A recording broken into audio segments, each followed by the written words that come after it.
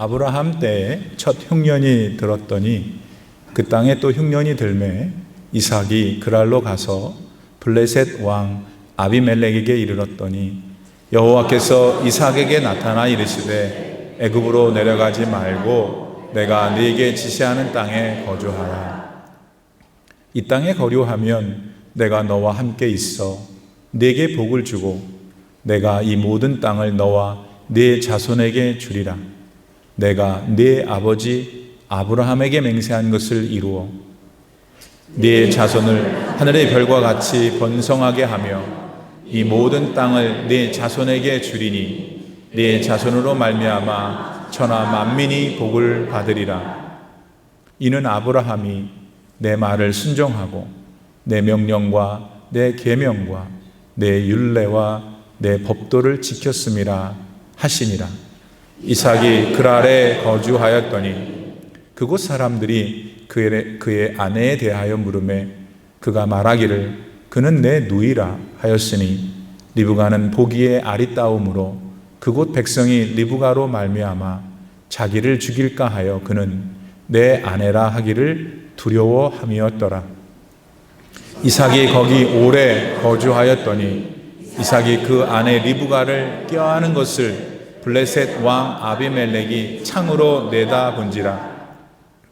이에 아비멜렉이 이삭을 불러 이르되 그가 분명히 네 아내거늘 어찌 네 누이라 하였느냐. 이삭이 그에게 대답하되 내 생각에 그로 말미암아 내가 죽게 될까 두려워하였음이로라. 아비멜렉이 이르되 네가 어찌 우리에게 이렇게 행하였느냐. 백성 중 하나가 네 아내와 동침할 뻔하였도다. 네가 죄를 우리에게 입혔으리라.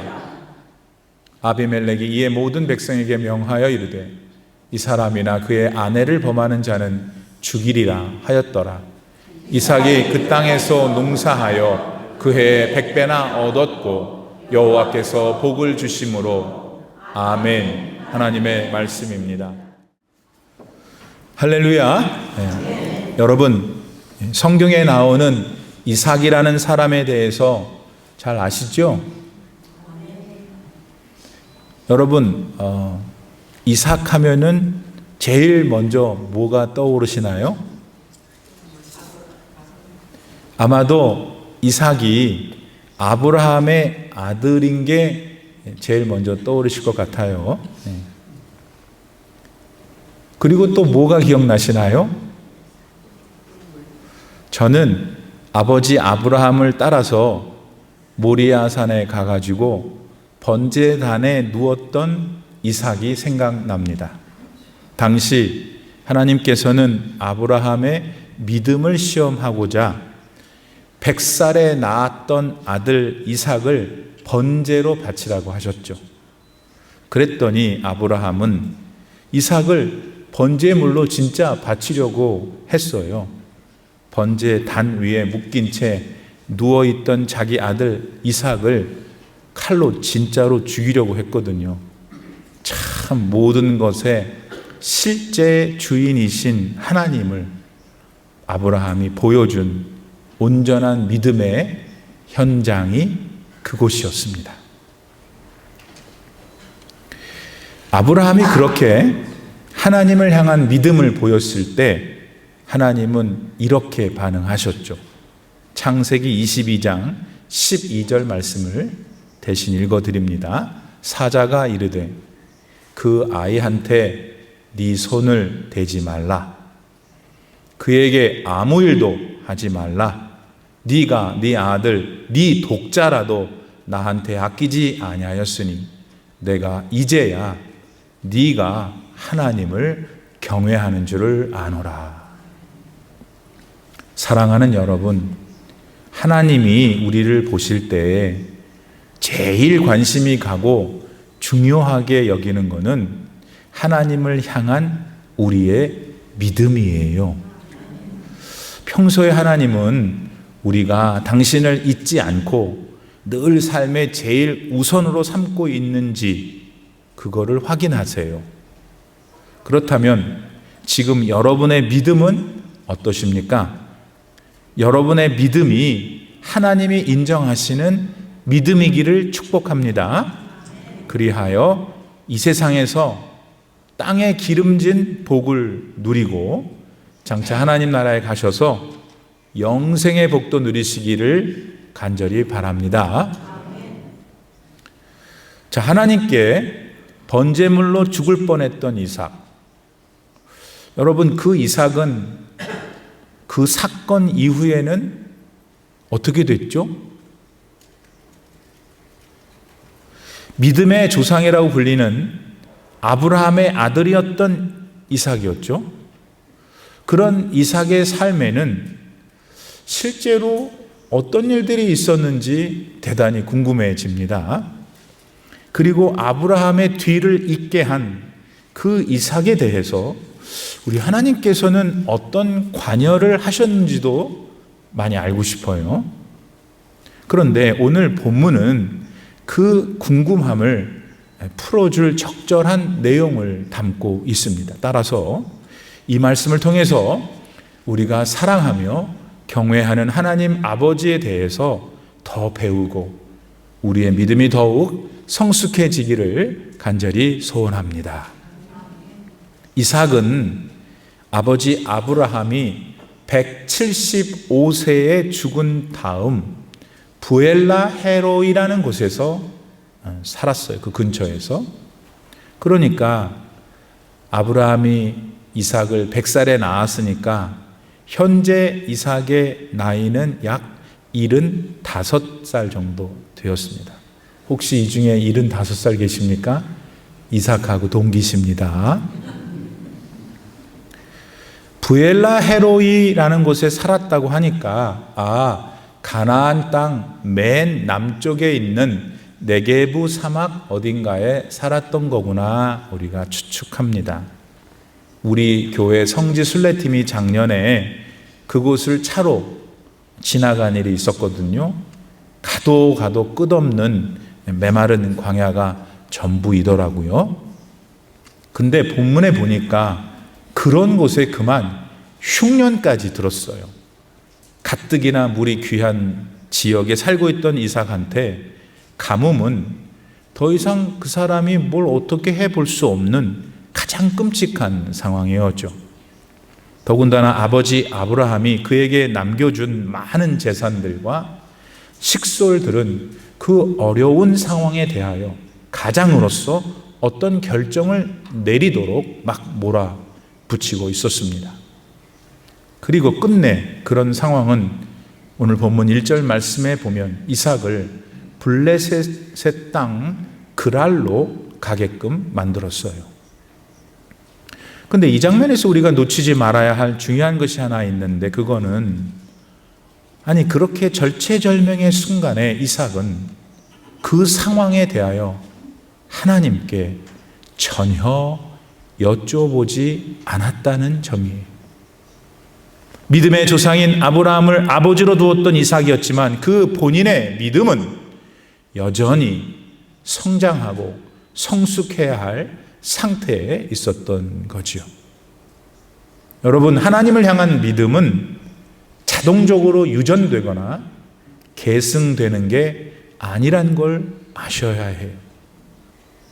아버지가 신 포도를 먹으면 그 신맛은 아버지만 알죠.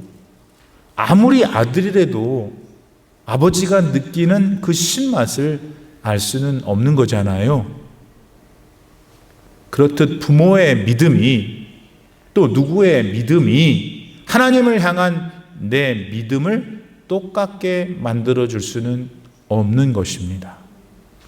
하나님께서 먼저 우리 각자한테 믿음을 부여하셨어요. 그게 우리의 믿음의 시작인 건 사실이에요. 그때 우리는 믿음의 삶을 시작하게 돼요. 그러나 믿음의 사람들은 그 후로도 계속 본인의 믿음을 키워가려고 노력해야 해요. 그래서 점점 더 하나님과의 깊은 영적 교제를 누릴 수 있어야 하는 거죠.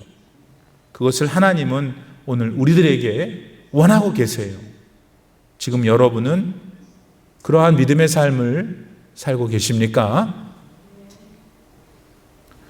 오래전 아버지 아브라함이 하나님 앞에 온전한 믿음이 없었을 때가 있었어요. 그때처럼 오늘 본문의 이삭 역시 하나님을 향한 순전한 믿음을 갖고 있지 못했어요. 그래서 그는 블레셋 땅 그랄로 하나님께 여쭤보지도 않고 지 마음대로 간 거예요.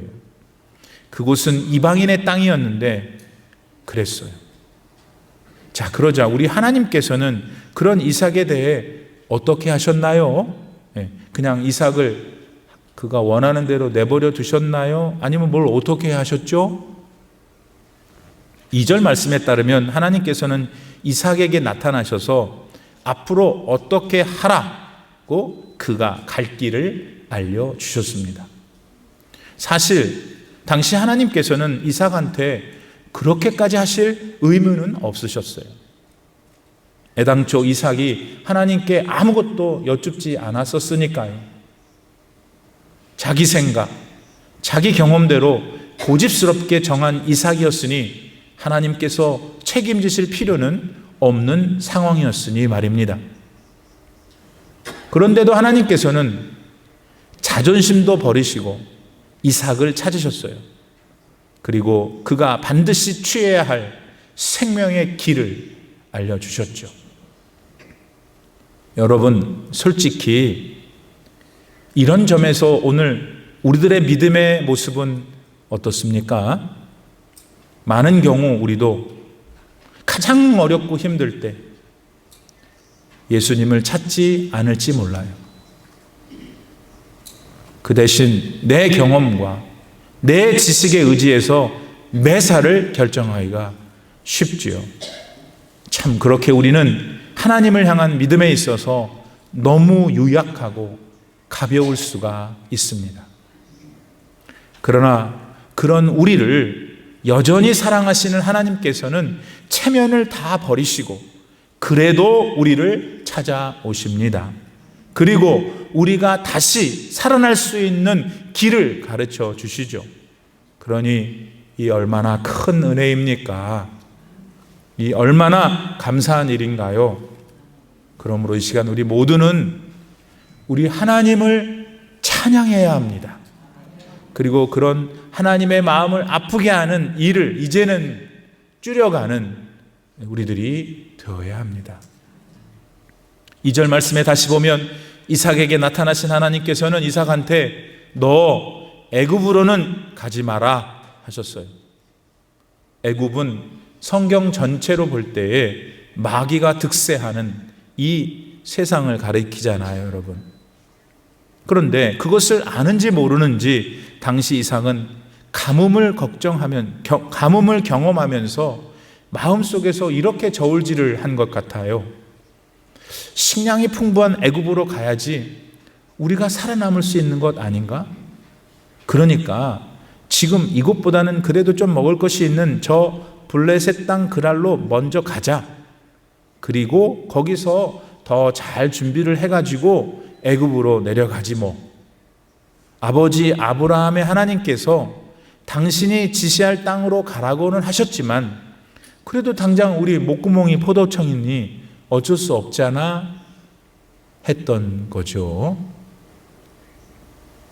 사랑하는 여러분, 예수님을 영접하고 믿음 생활을 하면서 우리가 언제나 부딪히게 되는 문제는 현실적인 일들이에요. 돈과 남의 눈과 거기에 따르는 자존심, 이런 것들과 연루된 삶의 이슈들이 하나님을 향한 믿음과 언제나 갈등을 일으키는 것이죠. 그리고 결국 하나님을 믿고 끝까지 순종하면 복을 주시겠다는 약속을 포기하는 경우가 참 많아요. 당장의 문제들을 해결해 줄 것 같은 우리들의 방법들에 우리를 맡겨버리면서 말입니다. 하지만 여러분, 우리가 살면서 잊지 말아야 할 건 이겁니다. 그건 구원받은 자녀로 사는 삶은 불가피하게 고난을 만난다는 것이에요. 누구도 예외가 없어요. 그리고 그 고난을 성도는 믿음으로 이겨내야 한다는 사실이죠. 그러나 그럼에도 불구하고 그 고난을 피하기 위해 하나님의 말씀이 아닌 인간적인 방법을 취한다면 거기에 따르는 또 다른 고난을 겪을 수 있다는 걸 아셔야 해요. 6절 말씀에 보면은 이삭은 하나님이 주신 약속의 말씀을 들은 다음에 계속 그랄에 머물렀어요. 아버지 아브라함과 본인이 거했던 이전의 땅으로 돌아가지 않았다는 거예요. 여전히 블레셋이란 이방 사람들의 땅에서 체류했던 거죠. 그곳이 전에 살았던 땅보다 이 기근의 시기에 머물기가 더 좋아서 그랬어요. 또 여차하면 애굽으로 내려가기에 훨씬 더 좋은 위치여서이기도 그랬죠. 왜냐하면 그랄은 바로 애굽 국경에 놓인 도시였거든요. 말하자면 이삭은 하나님의 약속의 말씀을 들었을 그때도 두 마음이 있었던 거죠. 애굽으로 내려갈지 아니면 하나님의 말씀대로 지시할 땅으로 갈지를 말입니다.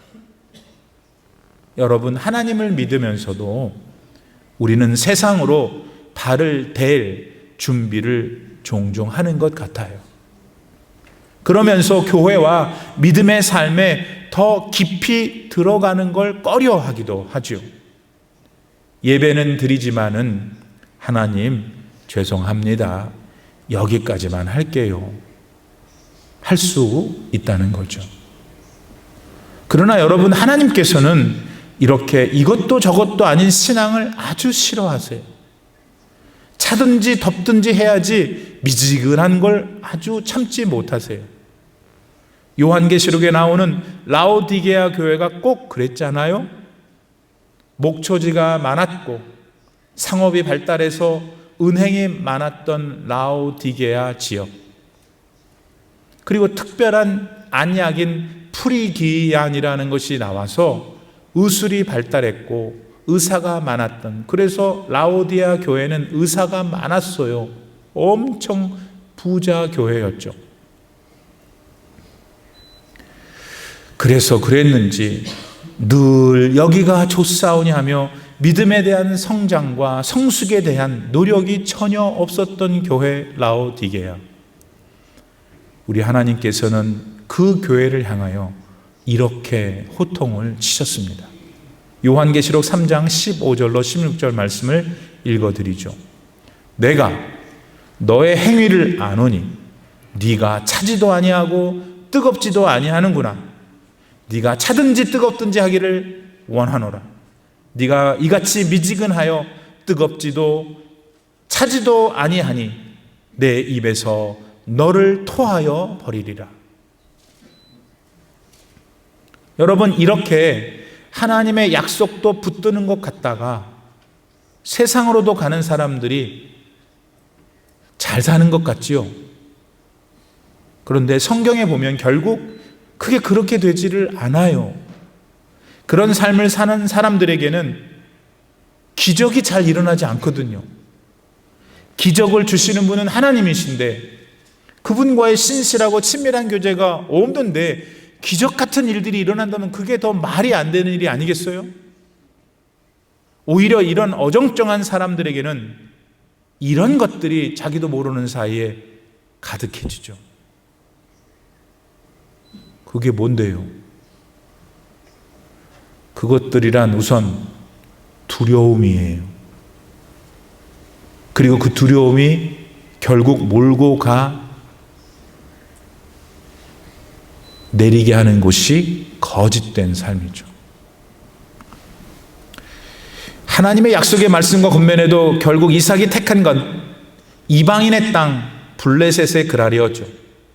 근데 그런 이삭한테 우리는 이상한 모습을 하나 보게 되어요. 그건 7절 말씀에 나오는 대로 자기 부인이었던 리브가의 미모 때문에 본인이 살해를 당할지 모른다는 두려움에 쌓인 것이 그것이었어요. 그래서 이삭은 자기 부인을 부인이라고 하지 않고 그냥 집안의 누나라고 그랬어요. 비록 당시에 미인을 얻기 위해서 무자비하게 살인을 하는 일이 없지는 않았지만은 많은 재산도 있었고 상당한 사병이 있었던 이삭이 취할 행동은 아니었죠.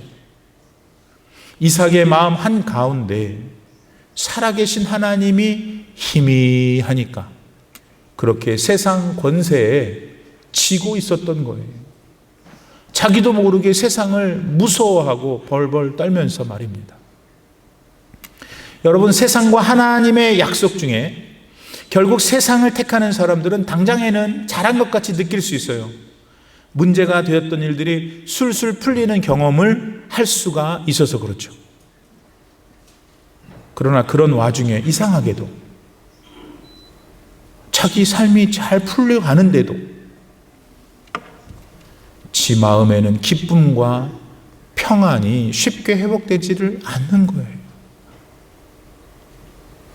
그 대신 알 수 없는 불안과 두려움이 찾아오죠. 그리고 그것들이 지속적으로 마음 한 곳을 짓누릅니다. 그럴 때 느끼는 고통은 돈과 건강과 명예와 같은 세상의 실질적인 문제로 인해 겪었던 고통보다 훨씬 더 클 수 있어요. 생명의 근원 되시는 하나님께서 그 사람 안에 계시지 않기 때문입니다. 하나님의 말씀에 온전히 순종하지 않고 그랄을 택했던 이삭은 마음의 기쁨과 평안을 누리지 못했어요. 그래서 미모의 자기 아내 일로 필요 이상으로 예민해했죠. 그 마음에 하나님만 주시는 평안과 기쁨이 사라지니까 세상이 주는 두려움으로 가득해져서 그런 거예요. 그리고 결국 그와 같은 두려움은 아내를 누나라고 부르게 되는 어처구니 없는 거짓말까지 하게 된 겁니다. 그러나 그러한 정도로 모든 일이 끝나지 않았다는 걸 우리는 보게 됩니다. 그게 무슨 말일까요? 이삭은 자신이 한 거짓말로 인해 아주 큰 수치를 당하게 되거든요.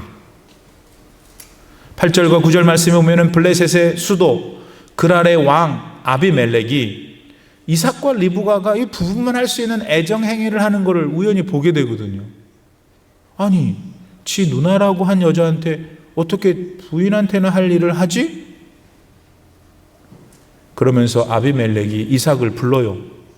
어떻게 된 일이나 자초지종을 따지게 되죠. 그러자 이삭은 자기가 죽게 될까 봐 마누라를 누나라고 했노라고 실토해요. 여러분, 얼핏만 생각해도 이삭한테 그 상황이 얼마나 창피한 말입니까? 애들 말을 지금 쓰고 싶은데 차마 못 쓰겠어요. 여러분 상상하죠, 지금. 그래도 이삭이 여러분 일개 가문의 최고 족장이에요. 그것도 자기 살자고 부인을 자기 욕심대로 팔아먹은 일과 뭐가 달라요? 더군다나 믿음의 조상이었던 아브라함의 직계 아들로서 말입니다. 얼마나 창피해요. 하나님과 세상 사이에서 머뭇거리다가 세상으로 주로 가는 인생들이 대개 이런 전철을 꼭 밟게 되죠. 이것을 우리는 잊지 말아야 해요. 그런 삶을 지금 살지 말아야 해요. 그러나 이러한 이삭의 어리석은 믿음의 삶에도 불구하고 우리 하나님은 이삭을 포기하지 않으세요. 그렇게 믿음 없는 행동으로 당했던 모든 수치스러운 경험들을 이삭의 믿음이 바르게 자라가는데 이용하세요. 하나님께서 합력하여 선을 이루게 하시는 하나님이셨어요. 목사님이 그걸 어떻게 알아요? 오늘 본문 12절 말씀에 따르면 하나님께서는 이삭이 농사를 짓게 하셨고 그 해에 수확물을 100배나 얻게 하셨다 하셨어요. 100배는 여러분 해당 어떤 분야에서 가장 최고의 성과를 표현하는 히브리 관용어예요. 아니, 원래 누구냐? 이삭은 양치는 목축업자예요. 양이나 염소나. 아니, 그런 사람이 남의 땅에 가가지고 그것도 안 해봤던 농사를 졌으니 뻔한 뻔짜지. 근데 오늘 성경은 그 첫해 아무것도 모르는 목축업자 이삭이 땅에다가 뭘 심었는데 100배의 대풍년을 거두게 했다는 건 뭘 말하는 걸까요? 하나님께서 믿음이 부족한 이삭과 그래도 함께 하셨던 거예요. 아비 아브라함에게 주셨던 축복의 약속을 이삭의 행실과 믿음에 상관없이 하나님은 지금 지키고 계시는 거예요. 그렇게 인내하시며 우리 하나님은 이삭을 믿음의 사람으로 계속 빚어가셨어요. 이렇게 하나님의 은혜로 성장하고 성숙해진 이삭은 결국 그 성품이 예수님을 닮게 되어요. 목사님이 어떻게 아세요? 아니, 저도 모르죠. 성경에 나오니까요. 그래서 오늘 집에 가셔서 13절 이하부터 읽으면 그 본문, 오늘 본문 이후의 말씀을 보면 이삭은 자기가 파놓은 우물을 이삭이 팠어요. 이삭의 종들이. 근데 블레셋 사람들이 와갖고 자기 거래. 그러니 우리 남 얘기지만 듣기만 해도 성질 안 나요? 여러분, 그 당시에 지금도 우물 파는 거 힘들어요. 그 우물 파는 게 얼마나 힘들었겠어요. 물이 나왔다고요. 근데 블레셋 사람들이 자기 거라는 거예요. 그럼 한바탕 해야 될 거 아니에요. 근데도 이상하게 이삭은 그 사건 이후로 싸우지 않고 양보해요. 예수님 닮았죠. 그러니까 가만히 이제 그 정도 했으면 되는데 블레셋 사람이 또 오더니 다른 데로 가래. 얄미우니까. 시기가 나니까. 자기들이 파면 물이 안 나오는데 이삭이 파면 물이 나오니까. 그래서 그거는 다른 문제 아니에요? 지금 살고 있는 곳을 다른 데로 가려니까 이제는 이삭이 화를 내야 되는데 이삭이 어떻게 했냐면 다 짐 싸가지고 물이 안 나오는 곳으로 가요. 거기에서 또 우물을 파. 우물이 나왔어요. 또 오는 거야, 거기에 이 못된 사람들이. 그러니까 그럼 당신 가지시오. 계속해서 싸우지 않고 용서하고 이해하고 관용하고 사랑하는 이삭의 모습이 오늘 성경 본문 이후의 말씀 속에 나와요. 그러다가 결국 이삭은 하나님이 가라고 하시는 땅 브엘세바로 옮겨갔더라. 할렐루야. 네. 여러분, 이렇게 하나님은 한 번 택하신 구원하신 그분의 자녀 절대로 포기지 않아요. 절대로 버리지 않아요. 인내하고 기다리시고 돌아올 수 있도록 은혜를 베푸셔요. 그러니까 그 은혜의 하나님께 오늘 돌아오셔야 해요. 언제까지 하나님 마음을 아프게 할 거예요?